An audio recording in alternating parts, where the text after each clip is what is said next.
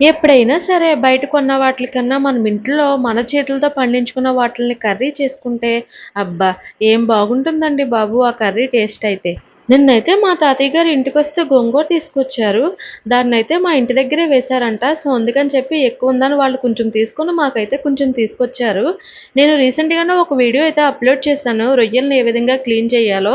So, clean చేసిన రొయ్యలుంటే ఇంకెందుకు అని చెప్పి ఈ రొయ్యలు, గోంగూర అయితే కర్రీ అయితే వండానండి. కర్రీ ప్రాసెస్ అయితే సింపులే.